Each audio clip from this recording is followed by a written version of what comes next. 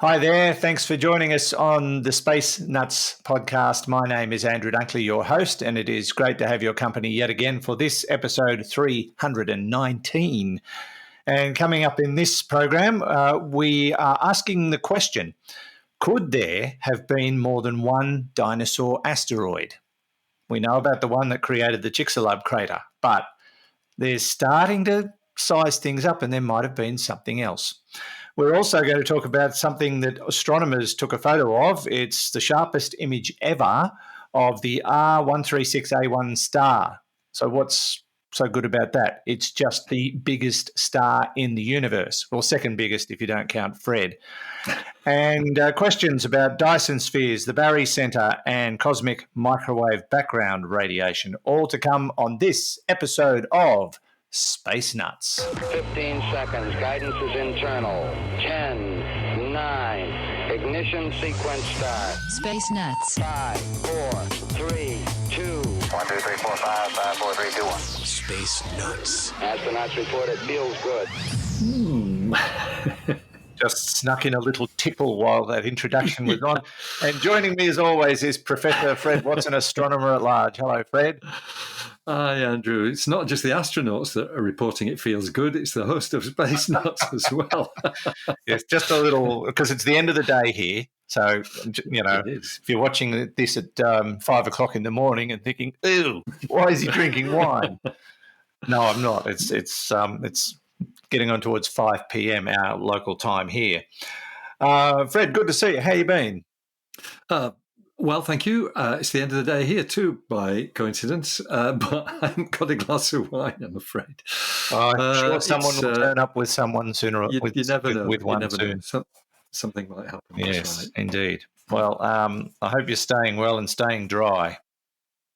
Yep, we got some rain last night, but I don't think we got anything like as much as you did. We had 12 millimetres in the gauge this morning, which is not that much. We've had rain every week for the last, I don't know how long. Our dam is back to bursting and they keep emptying water out of it to keep the air in it for flood mitigation, but it keeps filling back up again. And it's hard to really believe that 2.5 years ago it was down to 6% of capacity at the end of that massive drought. And now it hasn't been below 100% for 2 years. Extraordinary. Barrendong Dam, is that right? That's Barrendong, yeah. It's well, when it's at 100%, it's 3 times bigger than Sydney Harbour, but when it hits flood mitigation level, it gets up to about 5 times bigger than Sydney Harbour. There you go. Yeah. It is a big, big piece of water. But I'm sure you can see it from space, to be honest. Oh, you would, yeah. No, it's an enchanting place as well. It's lovely. Delightful place. Nice area too, yeah. Now, Fred, let's get down to business and talk about these stories that have come up in astronomy and space science news this week. Could there have been more than one dinosaur asteroid? I found this story fascinating. Well, we're all totally fascinated by anything to do with the event that wiped out the dinosaurs, aren't we? And this just compounds the mystery, really. So there is a crater which has been identified actually in the Atlantic Ocean off the coast of Africa, and it's sort of on the edge of the continental shelf of Africa. So it's in water that's not, humongously deep, but it is pretty deep. And it's been the really interesting thing, and this is what makes me admire these the geologists who do this work so much, is that it actually isn't visible on the seabed. It's buried beneath sediment underneath the seabed. And so you have to infer its presence by, fairly complicated means. And one of the ways that they do it is by seismic measurements, so that you can actually map sort of what's under the sediment by looking at the way seismic waves travel through the Earth's crust and through the mantle. Yeah. And so the scientists who've done this have actually mapped it. It has a name, which is nadir or nadir. That to me means the point that in the sky directly looking downwards. The zenith is directly over your head. The nadir or the nadir is beneath your feet. But it takes its name from seamount, a mountain that is actually on the ocean floor off the continental shelf, which is called the Nadia Seamount or the Nadia Seamount. Right. And so this crater, which has now been identified, not very far away, it's probably 100 kilometers away, which on a global scale is not that far, has been recognized as having characteristics which have been mapped pretty accurately by the look of things, that suggest, first of all, that it was an object, it was a crater formed by an object something like 400 meters in diameter. And at the time this impact took place, the ocean was about 800 meters deep. So it went straight through this ocean column of water and hit the surface and basically created a crater, which is now underneath the sediment down at the bottom of the ocean. But what's happened is that the scientists who have looked at this, they've kind of looked at not just the impact itself, but looked for surrounding debris and things of that sort, which are still there. There's still evidence of the fallout from this huge explosion that would have taken place when this asteroid hit. And it's because of all these studies that the scientists have been able to date the Nadia crater. And what they have come up with is the really interesting insight that it's roughly, give or take, maybe a million years perhaps, it's roughly the same as the Chicxulub crater, the impact that, the crater formed by the impact that wiped out the dinosaurs at the boundary between the Cretaceous and the Paleogene periods, 66 million years ago. So it's roughly that same age. And so, that immediately raises the question, well, is there a relation here? And we do know that asteroids do break up. And as do comets. In fact, we saw one actually happening back in the mid-90s, 1994, when Shoemaker-Levy 9, a comet, which was actually closely approaching Jupiter, and it broke up. The gravitational tidal effect of Jupiter broke it up. So you got several fragments colliding with Jupiter over several days.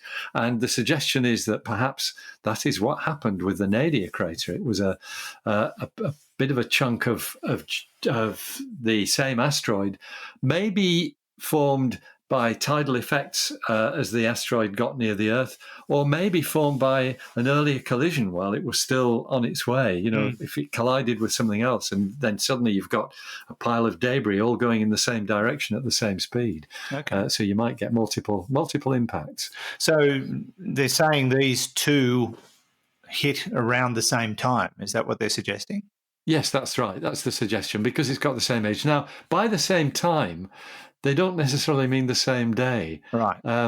It could be, the same time within 100,000 years. Because they don't know that yet. But that's the best bet at the moment. And so what these scientists want to do, and that's the next step, is to do what scientists did a few years ago that we talked about a lot, Andrew, get a drilling rig and go and drill down into the below the sediment and look at the structure of the rocks underneath where the impact crater is. That's what happened at Chicxulub. Yep. You remember the drilling vessel had a funny name. Was it Mabel? I think it was Myrtle. Was it Myrtle? I can't remember. I think you're right. Like I was going to go with Boaty McBoatface, but yeah. Myrtle sounds right. The step up, I can't remember. Anyway, that actually proved that this was that it was an asteroid impact, because they found shocked quartz and stuff like that underneath the surface of the sediment, and so that's what the scientists who are working on this project want to do next. And by the way, they're from a university not far from where I was educated. It's not the same one, Heriot-Watt University, which is in Scotland, and also the University of Texas at Austin. And there is also a scientist from the University of Arizona. So it's a fairly strong team there, and they are dead keen to go and find out whether this really was the same asteroid that wiped out the dinosaurs. And I guess what you do to prove that is to look at the isotopic composition of some of the rocks and find out if you can do a match from these, this kind of chemical fingerprint or this atomic fingerprint that you get from that. Odds would have to suggest it was. It would be a huge coincidence to have two independent asteroids hitting so close together, but, maybe not. Yeah, the reasoning on that is quite interesting. So for a Chicxulub-sized asteroid, which is 15 kilometers or so, that's a huge piece of rock. You expect one of those every 100 million years or so. But for a 400-meter chunk of rock, you might expect one every 700, 800,000 years. So it is possible that it could have been completely unrelated. If you've got rocks, if you've got that sort of interval between impacts that size. Of course, an impact that size would still have pretty devastating consequences on the local environment. I imagine so. I also wonder, though, if the second one, which one hit first? Chicxulub? Who knows? Oh, right. Okay. We don't know the answer to that. What they do say, actually, it's a conversation article that's not that hard to find, Andrew.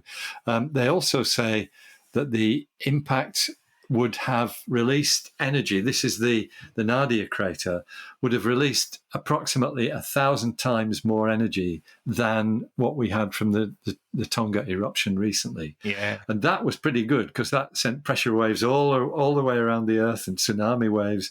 This would have been 1,000 times worse than that. And I read an article about some of the amazing sunrises and sunsets we've been having recently. Yeah. And that's all because of the Tonga eruption. Because of all the dust that's in the air. Yeah. Colleagues of mine at the observatory are recording those, and they're noting, it's really quite pink skies. I've taken some amazing early morning photos because, I get up at Sparrows because I have to do the radio show at breakfast. But Sparrows is an Australian way of saying, because when sparrows wake up, they go, sparrows, whatever. It's an abbreviation, yeah. Just look it up. I'm not going to say it. But we had it in Britain too. Yeah. I'm just wondering, though, had one or the other not happened, would the dinosaurs have survived? I think they would have survived the Nadia crater impact, because it's a much smaller event. So its consequences would have been, the size of a continent, but not global, whereas the Chicxulub one definitely had global consequences. Yeah. So anything swimming in that vicinity at the time probably... Yeah, that's right. Yeah. Probably didn't have a very good time. It will be curtains for that. Yeah. It's just hard to fathom, the devastation, the size of the areas that could be devastated by these kinds of events, like 400-meter asteroid. Yeah, there's a continent. Yes, that's right. And we've talked about it before, depending on the size and impact point and certain other factors, how big the devastation is. We've talked about asteroids that could cause statewide devastation, regional devastation. And it's not always size. I think we did a story once about the factors that do come into play. Yes, we did. Size is not the absolute factor, which makes it's even scarier when you think about that. Yes, it is. It's not just the big ones. No, it's the others as well. The small ones, if they hit the right way, can be super devastating. Yeah, hitting the right kind of terrain. I think, if I remember rightly, that thing we covered was that if you hit it in the water, you get more of a devastating effect. And maybe that's what happened with the Nadia crater. Yeah, maybe. Splashed in the water. So maybe it did contribute to the death of the dinosaurs. We can but speculate. We can, but hopefully one day not far away, they will send an expedition out and do a little bit of a drill and see if they can come up with an answer as to whether or not it was a totally separate and independent asteroid impact or was related to the Chicxulub asteroid. Yeah, if it can show it's two bits of the same asteroid, that's pretty Yeah. convincing. Yeah. Very interesting. All right. Hopefully more to come on that story in the not too distant future. This is Space Nuts. You're with Andrew Dunkley and Professor Fred Watson. Let's take a break from the program to tell you about our sponsor, NordVPN. Now, I've talked to you many times about a virtual private network and the advantages of having one. And it is true. A lot of people don't need convincing, but it also comes down to the quality of service, and you'll get no better than NordVPN. They are the leading service. They can block trackers. They can check downloaded files for malware. They can just make sure that your whole system is not being infiltrated, whether that's by hackers or by opening an attachment to an email that you probably shouldn't have. And they're highly backed. A lot of big organizations believe in this product, and so do we. Now, if you're a Space Nuts listener, you get a special deal, which I'm going to tell you about in a moment. But, there are all sorts of situations where you're exposed to problems online, such as hackers and viruses, whether it be at home through your email service or through using public Wi-Fi. All of these things can put you in danger. And with NordVPN, you can protect up to 6 devices at once, from your smart TV to your smartphone to your computer, you name it. And it's as simple as just joining NordVPN and downloading the software. But at the moment, there is a special deal for Space Nuts listeners. Now, all you have to do is go to the special URL that's been set up, nordvpn.com/spacenuts. There's an exclusive deal, the NordVPN Cyber Security Package, all inclusive, plus 4 months free. That is a fabulous deal and pretty simple. Other advantages, of course, you access the global internet, you get shielded from cyber criminals, and you can secure all those devices I was talking about. But there are extra layers of security when it comes to protecting your digital interests. The Nord Pass, the password manager, and the Nord Locker, which is a file encryption tool. So you can get all that in one easy package at a very low price with a 30-day money-back guarantee. You can try it risk-free. So log on to nordvpn.com/spacenuts. Use the code word spacenuts to get that deal with that extra 4 months free. That's nordvpn.com/spacenuts and use the code spacenuts. Now, back to the show. 3, 2, 1. Space Nuts. Now, Fred, we've been talking a lot about the James Webb Space Telescope and some of the fabulous images that it's been sending back to us, the latest being those incredible images of the aurorae on Jupiter. The way they did that was exceptional, and so many more things that we've seen already, and many more to come, assuming those micrometeoroids don't cause more and more trouble. That's right. But there's a new image in the news, which is the sharpest image ever of the star R136A1, which just so happens to be the biggest star in the universe. You've got to tell us how big this thing is. Well, it's not as big as they thought it was. That's That's the original. Yeah, the original estimate, which comes from observations made with the Hubble Space Telescope, which has been kind of setting the yardstick for the amount of detail that you can see.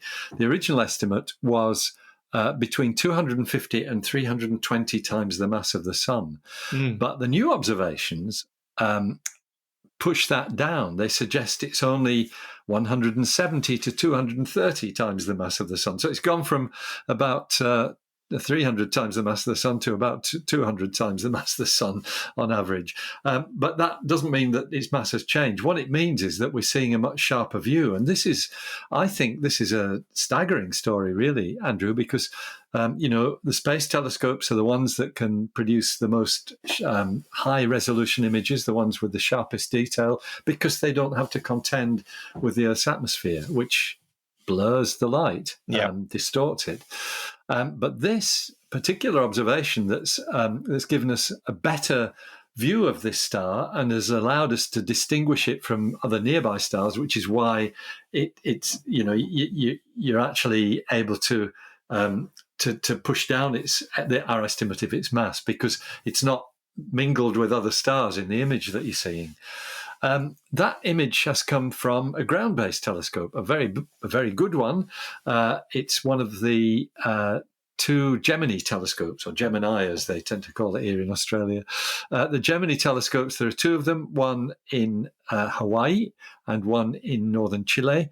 And they're identical. They have mirrors I think it's 8.1 meters in diameter. They're certainly more than 8 meters. I think they're 8.1. And they are equipped with some very fine instrumentation, including an instrument which on the Hawaiian telescope is called Zorro. Oh, very good. And because that means sorry, did I say the Hawaiian? No, I think I meant the Chilean one. I meant the Chilean. Yes, I beg your pardon. Makes more sense. But it does make more sense, yes. Zorro being the Spanish word for fox. It's on the Chilean telescope.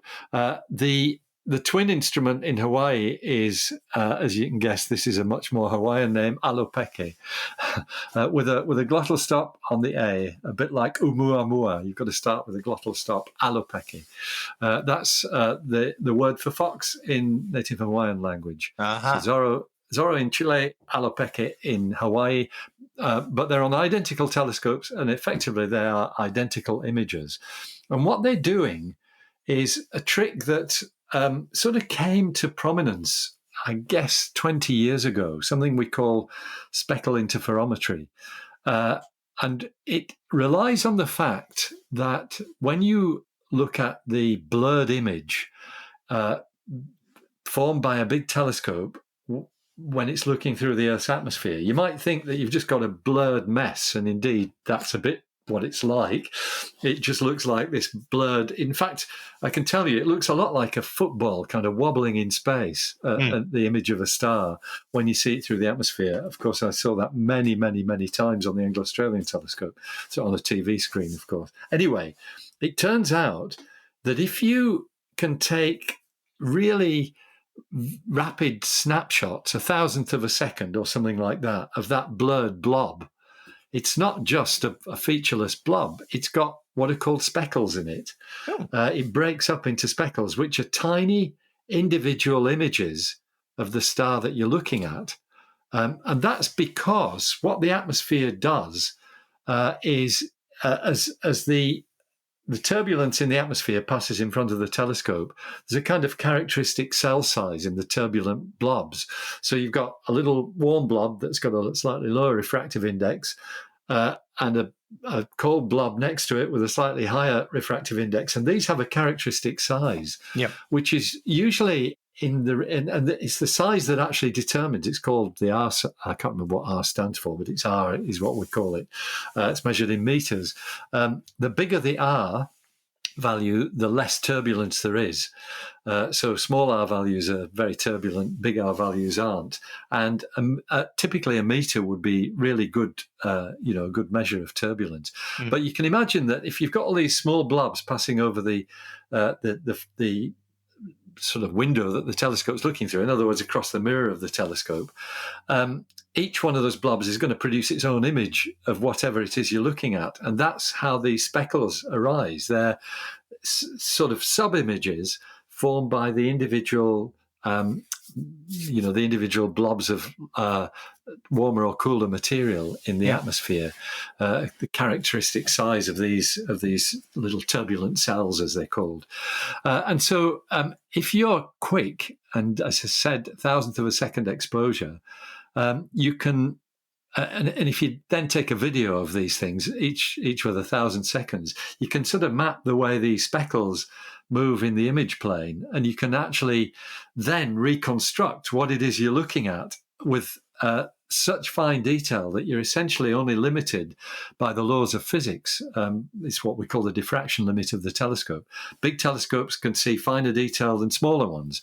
That's just the way physics works. And in fact, this telescope is considerably bigger than the Hubble Space Telescope, which has a 2.4 meter diameter mirror.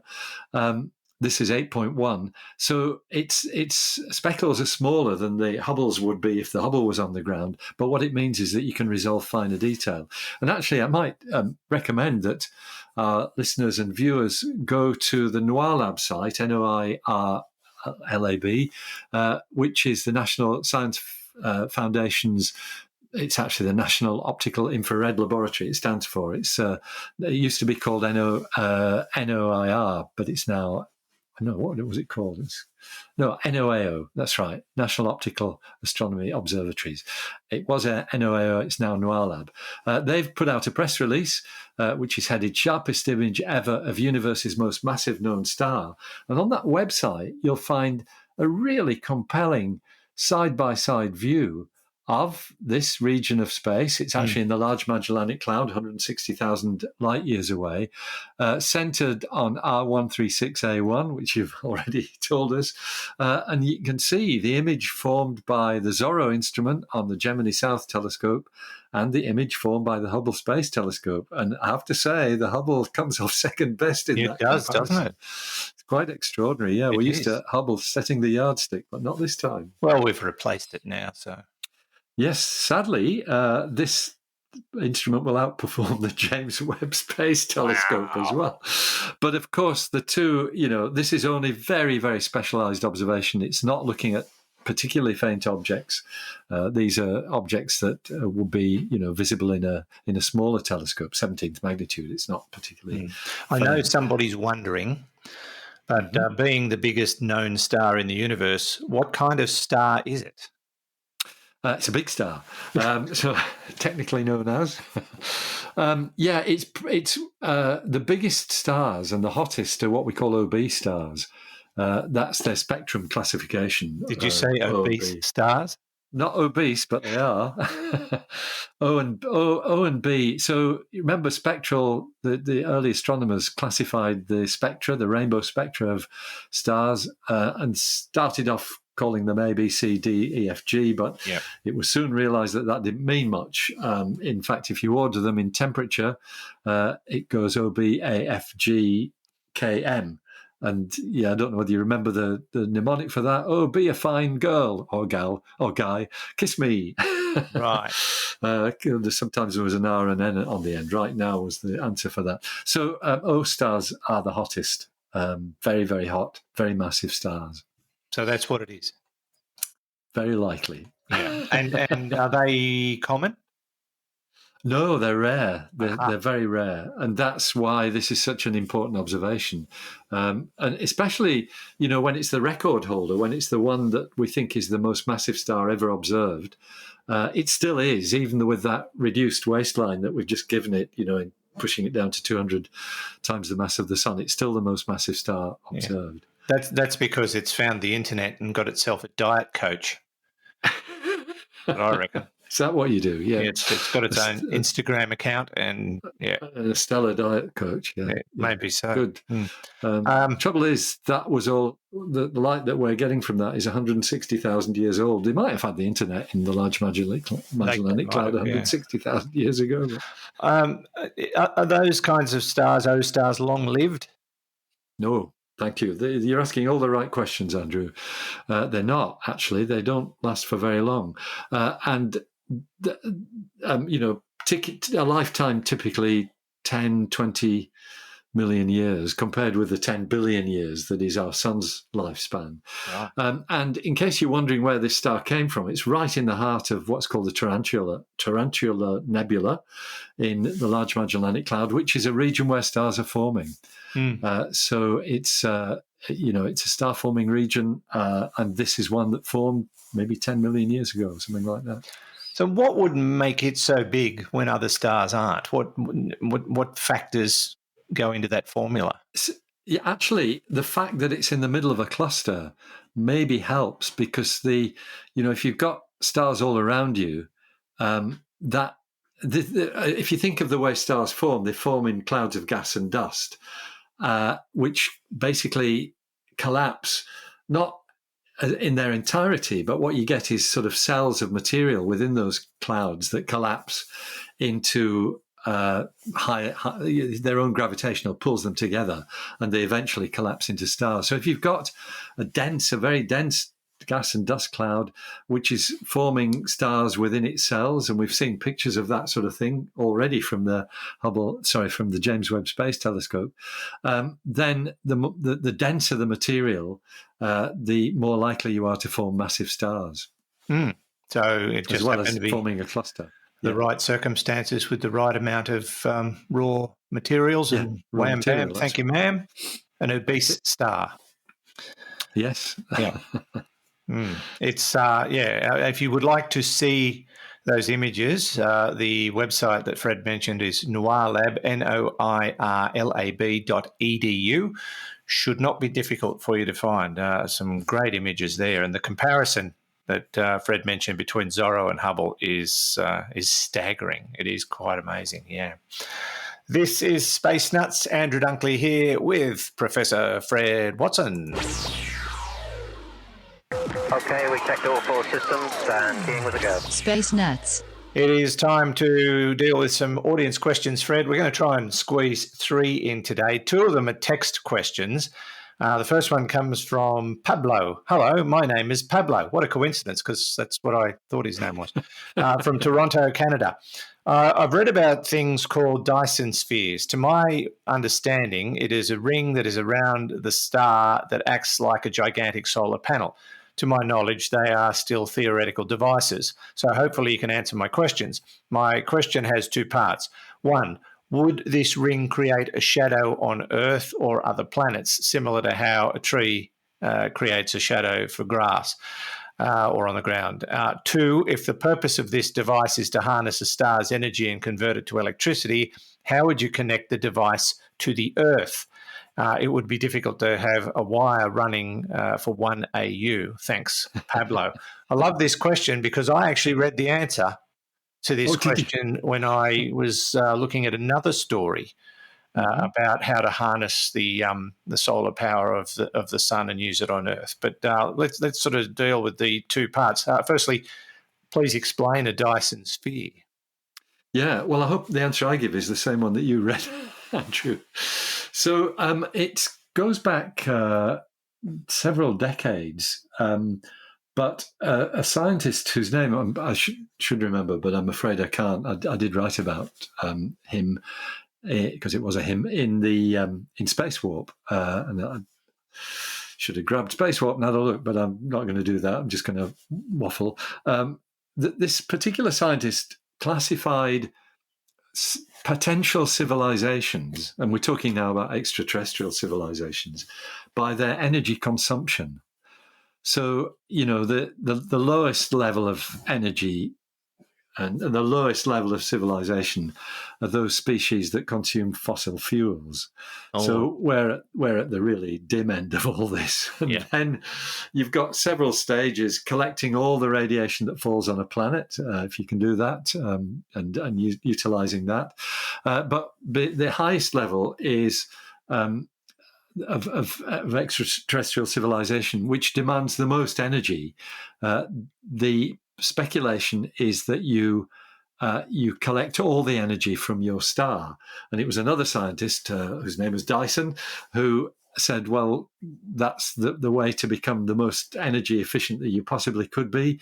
You build a mega structure around the star, which will collect all the energy that the star emits. So this is not a ring, it's actually a sphere that you build around the star. It collects all the radiation, and then, yes, you've got your wire, 1 astronomical unit long. I think what you have to imagine is that the utilizers of this radiation are so advanced technologically that they just flit around in space. They don't really need a planet, and they collect the radiation wherever they can find it. That might be a bit flippant, but the idea is that the solar panels are collecting all the radiation. I suspect you'd live on the megastructure, actually. You'd find some way to live on it rather than worrying about being on a puny planet. Yeah, probably the outside would make sense. Yeah, although I've wondered about that. Do you put it on do you put the Dyson sphere outside the Earth or inside outside the orbit of the Earth or inside the orbit of the Earth. And I think you're right. You've got to put it on the inside because otherwise there's going to be quite a lot of thermal radiation coming from the thing inside. There is outside as well, actually. The Dyson sphere will emit infrared radiation because it will get warm. And that's how people have been looking for them, just to cut to a question that wasn't asked.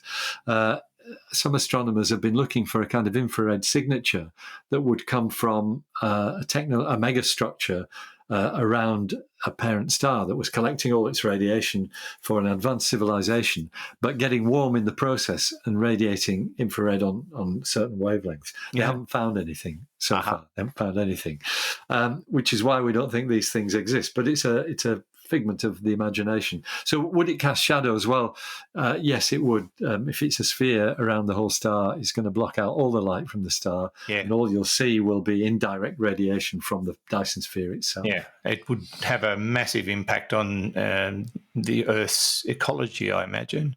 Yes, I think that's right. So, yes, there would be shadows. Now, as for how you'd get the energy to Earth, I read a story, I think it was yesterday, about the idea of putting satellites into space and harnessing the energy of the sun and beaming it back to solar panel fields via laser. Yeah, that's right. It's reared its ugly head again as this, because 30 years ago there was work done on doing what you're just talking about, but doing it. Sorry, I'm just kicking the window because there's the rogue cat has come into our yard, and our cat doesn't like him. So if I kick the window, it scares him away. There we go, he's gone. Sorry, this is cat wars here. Sorry about that.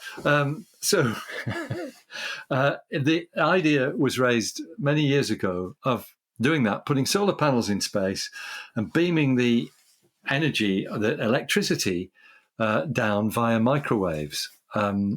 So you beam microwaves, which are what's inside your oven, down onto the Earth's surface. Yeah. And that always seemed to me to be a bit dodgy as an idea. But now it's moved into a different regime because we're now talking about laser communications in space and things like that. So people are talking about beaming the energy down with lasers. So that could be the answer, Pablo. And it's starting to become affordable. That's what's interesting about that story. It is actually starting to look like it could be feasible at the very least. So there might be some news on that in the future. Thanks for your question, Pablo. We'll go to another text question. Hey, guys, great show. Is he talking about us?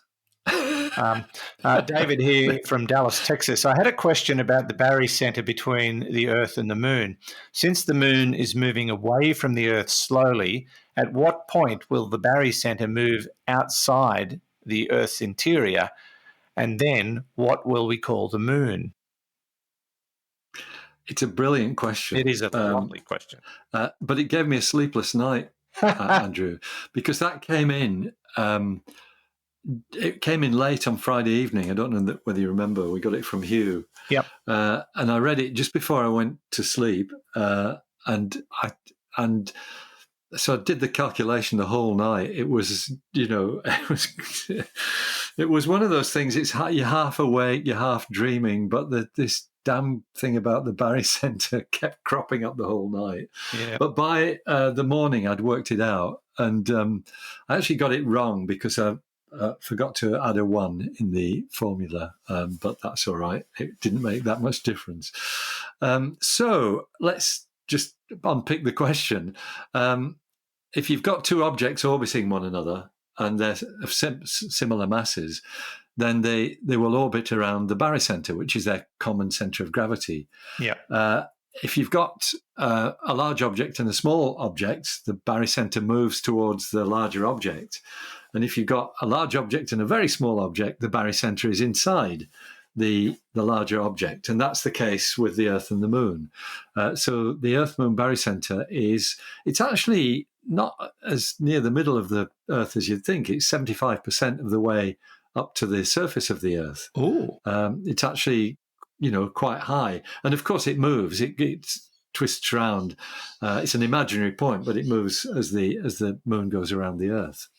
So the calculation that kept me awake was how far away does the moon have to be for the barycenter to emerge from the surface of the Earth? yeah. And I'll tell you the answer. Well, the moon is 384,000 kilometers away now. 240,000 miles, is that right? From my old days when I used to work in miles. Anyway, 384,000 kilometers. It would need to be 514,000 kilometers, more than 500,000 kilometers away. At that distance, the barycenter is on the surface of the Earth. And so it will, any further, and the barycenter is between the Earth and the the moon. However, I also worked out that if the moon keeps going at the rate it's going at the moment, which is 3.82 centimeters a year, and it keeps on going at that speed as it leaves the Earth, it will take just over 4 billion years for the moon to get to that point where the barycenter pops up from the Earth's surface. But that's never going to happen because long before that, the moon's motion will have stopped. Actually, in fact, maybe not long before it. We think it's still a few billion years, but perhaps I can qualify this a little bit. What will happen is that the moon's motion away from the Earth will slow down gradually. Yeah. So the calculation I did that gave me 4 billion years was if it keeps going at 3.82 centimeters a year, but it's not going to do that. It will slow down because as the moon draws energy from the Earth's rotation slows down. And remember, they're going to wind up with this equilibrium situation where the moon and the Earth always face one another. The month and the day will be the same length, which is 47 of our present days, and the distance between the two will be about 500,000 kilometers. So that means the barycenter will never come out of the body of the Earth. It will always be lurking somewhere beneath the surface when we get to that equilibrium situation. Let's say it did. Would people on the surface that are in that barycenter feel anything? No, they wouldn't. There wouldn't be. There would be tidal effects, a bit like what we've got now. They'd be a bit more complicated, but it's a really interesting thought, isn't it? Oh, the barycenter's here, but it won't be here for very long because as the moon goes around the Earth, it's drifting with it. The Earth's moving as well. But the last bit of David's question, if physics was defied and the barycenter did emerge from the body of the Earth, what do you call the moon? Well, that's a good question because it stops being a satellite of the Earth and it becomes a companion double planet. The Earth moon becomes... It's too small to be a planet, isn't it? It's too small to be a planet, so it's a planet and a dwarf planet, but it's a double planet. So the moon becomes a dwarf planet. But it would have to retain its name Luna, wouldn't it? Yeah, that would never change that. See, that's in with the woodwork. Pluto is still Pluto, even though it got deregistered as a planet. That's right. But Pluto's a good example, though, because Pluto and Charon are, the barycenter is in between them because Charon's half the diameter of Pluto. It's much bigger. I should have said the moon is only 1/80th of the mass of the Earth, and that was the number that I had in my head when I was doing this calculation in my sleep. Very good. All right. There you have it, David, a pretty detailed explanation of the whys and wherefores of the barycenter. Now, we're going to throw to another question. This one's an audio question from Buddy in Oregon. Hi, guys. It's Buddy again from Oregon. Hey, when you're talking about the microwave background radiation, when you said that it's microwaves because it's been stretched until it's only now just a microwave, is the light been stretched or is the space been stretched? Thanks, Buddy. Thanks for your support. Buddy sent us a lot of questions, so I just thought I'd throw that one in because it's a good question. What's been stretched in the process of the microwave background radiation, which is the remnant of the Big Bang? So yes, and the answer is both, in fact. So what we've got here is a scenario where we're looking so far out into space that we eventually, because it's always looking back in time as well, we eventually look back to a time when the universe was not transparent. So light didn't go through it. It was a blinding fog of radiation. So what you're going to see when you look back so far, what you're going to see is a radiation all the way around the sky. And if the universe wasn't expanding, our sky will be brighter than the sun. Oh, wow. Everywhere. But because we'd be looking back to a time when it was, still shining brightly. But of course, since that radiation was emitted, the universe has expanded by, I think it's about 1,300 times the factor by which it's expanded. And what that does is it changes visible light by stretching the light. So it's the light that's being stretched by the stretching of the universe, and it turns into microwaves. So the waves themselves have been stretched as they pass through the universe. Okay, there you are, buddy. Great question, and it's probably not one that many people think of, to be honest. But great to hear from you. A question without notice, Fred, very quickly. One of our regular YouTube viewers, because we go out live when we're recording and we package it up later to make it actually sound good for the for the internet. One of our regular YouTube viewers is wondering if there's any news on the Magellan Telescope. Yes, there is actually, and that's a great prompt. The Giant Magellan Telescope, which is the sort of 23-meter equivalent, it will have 7 8.4 meter diameter mirrors, which are arranged in a kind of flower petal pattern, being built at a place called Las Campanas, which means the bells, and that's because the rocks actually ping like bells if you ping them. I've been there and seen it. There's a big hole in the ground, which is where the Giant Magellan Telescope is going to go. So it's in northern Chile. It's a venture, multinational venture. We in Australia have a small role in it because we contributed to the kickoff funding, and we're also designing and building an instrument for it. But the reason why it's been in the news is that last week, I think it was, the National Science Foundation in the US allocated an extra tranche of funding to it of $205 million US, which is really, really good news, because the problem with big telescopes is they always cost more than you thought they would, and the money you started off with at the beginning is not going to last, and so that's kind of what's happening. I might just throw in, as well as that good news, I was at a colloquium, a seminar a couple of weeks ago, given by one of the Giant Magellan Telescope team, and it was about the cell that will hold each of these 7 giant mirrors. They're huge, 8.4 meters in diameter. So each one has to have a mirror cell, which is the apparatus that supports a mirror so that it doesn't flex and bend. And they're building a test one. In fact, they've built it and they're doing tests on it just to make sure that this is going to work before they build 6 more to make up the telescope, because these things are all arranged on a central axis. It's going to be a marvelous structure when it's built, but the detail that these scientists and engineers are going into, and the amount that they've achieved so far, it was really staggering. It was a very, very impressive talk. Fantastic. All right. And we've just received a big thank you from the person who asked that question. So, glad we could help you out. And I've got another one without notice, Fred. This comes from one of our Facebook followers, and I know this bloke, Paul Keane, because we often swap messages on Facebook.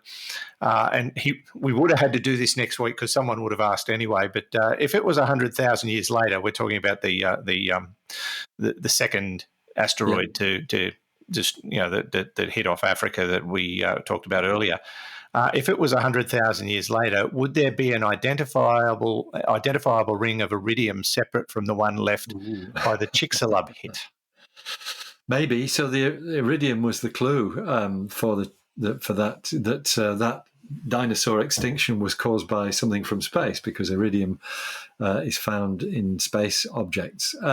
They might be. That would put a different an additional layer of iridium. Now, 100,000 years geologically might not be that long to separate these strata as they're laid down. But yeah, I'm sure people will be looking for that. It's a great thought. It is indeed. Good on you, Paul. Lovely to hear from you, and I'll see you on Facebook. Now, that just about wraps it up. Fred, of course, if people do have questions, and we got a whole raft of them after last week's desperate appeal, we'll try and get through those. And but if you do have questions, go to the Space Nuts website, spacenutspodcast.com or spacenuts.io, and you can ask your question through the AMA tab or the Send Us Your Audio Question or voice question on the front page.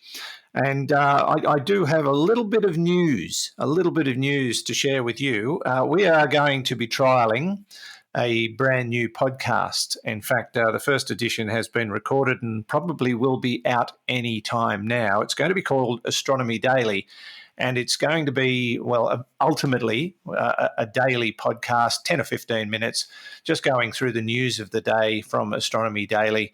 On what's happening in astronomy and space science. So I hope you'll join me for that one. Fred will be an occasional guest. He can't commit to a daily thing. We did ask him, and he just gave me a flat out no. But that's because I've got a job. Yeah, I've got about 7 of them now. But yes, keep an eye out for it. Astronomy Daily. I will have a co-host. I won't reveal anything, but it's something quite different. And the fact that I've called her Thing probably gives you a bit of an idea. But anyway, look out for it. Astronomy Daily, the trial episode or pilot. We called it pilot, won't we? Yeah. The pilot episode is out very, very soon. Well, by the time this is out as a podcast, it will be out anyway. So look for it and let us know what you think. It's a work in progress, but really looking forward to Astronomy Daily. I don't know where I'm going to fit that into my repertoire. Got too much to do, but it'll be a lot of fun. Thank you, Fred. As always, it's been a great pleasure. And thanks, Andrew. Next week, hopefully, we might have news on the Artemis 1 mission. I was about to wish them well. Artemis is due for liftoff around 8:30 Eastern Daylight Time in the United States and on the 29th of August. All things being equal, and you can watch it live on NASA TV, by the way. So, that will be really exciting. So, yes, fingers crossed we'll have some good news regarding Artemis 1 next week because my name's on it. I've got a boarding pass. Yeah, I know. Your boarding pass is on it. Yes, so that'll be fun. All right. Thanks, Fred. We'll see you next week. Sounds great. Thanks, Andrew. Fred Watson, astronomer at large, part of the team here at Space Nuts. And, of course, thanks as always to Fred. Always say thank you to Fred, but thanks to Hugh in the studio who's pushing buttons and picking his teeth and all sorts of other exciting things. From me, Andrew Dunkley, thanks for your company. We'll look forward to joining you next week on another episode of Space Nuts. Bye-bye. Space Nuts. You've been listening to the Space Nuts podcast. Mission complete, Houston. Available at Apple Podcasts, Google Podcasts, Spotify, iHeartRadio, or your favourite podcast player. You can also stream on demand at Bytes.com. This has been another quality podcast production from Bytes.com.